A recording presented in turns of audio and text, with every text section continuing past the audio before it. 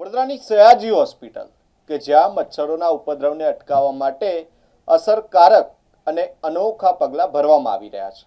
સિયાબાગ urban health centre દ્વારા સયાજી હોસ્પિટલના બગીચાઓમાં કે જ્યાં પાણી ભરાયા છે ત્યાં ગપ્પી માછલીઓ છોડવામાં આવી છે। વડોદરાની સયાજી હોસ્પિટલ અને તેની આસપાસના વિસ્તારોમાં ડેન્ગ્યુના મચ્છરોનું બ્રીડિંગ અટકાવવા માટે સિયાબાગ અર્બન હેલ્થ સેન્ટર દ્વારા એક ખાસ મુહિમ શરૂ કરવામાં આવી છે।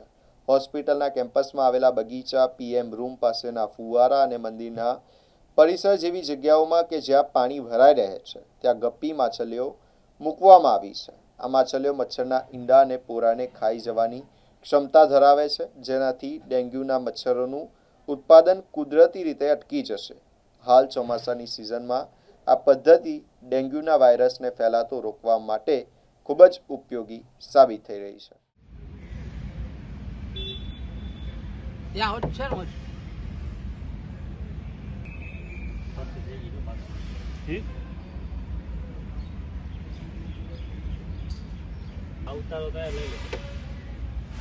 અઠવાડિયા પછી તું આવવું પડશે।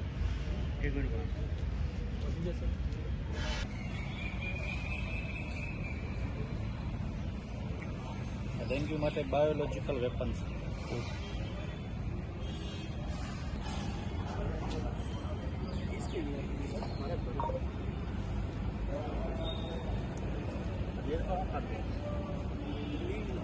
જોડે જ જોડે રહે, એકલી નહીં સાથે ને ત્યાં દોડે ને ત્યાં એવું જ થાય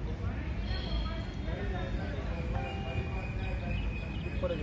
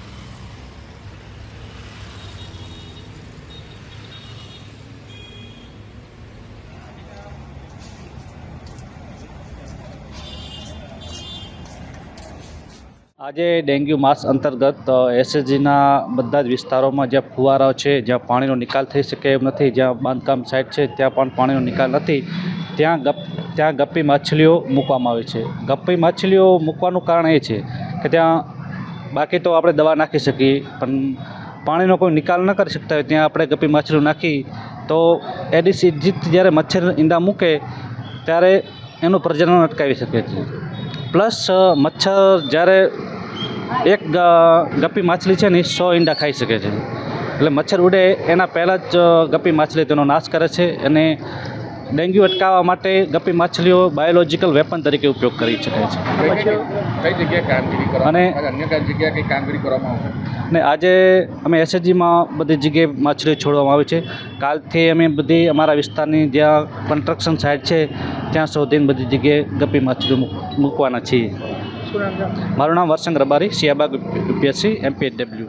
અને ગપ્પી ફિશ તરીકે ઓળખાય છે અને આ મચ્છી જ્યાં પાણીનો સંગ્રહ રહેતો હોય પરમેનન્ટલી, જે પાણી વરસાદી પાણી ભરાઈ રહેતું હોય, ફુવારા છે કે અગાસી પર છે, ત્યાં આપણે મૂકી શકીએ છીએ। એટલે આ મચ્છી મૂકવાથી ડેન્ગ્યુના જે પોરા હોય છે એનો એ નાશ કરે છે। એક મચ્છીની ક્ષમતા 100 ડેન્ગ્યુના પોરા ખાવાની હોય છે।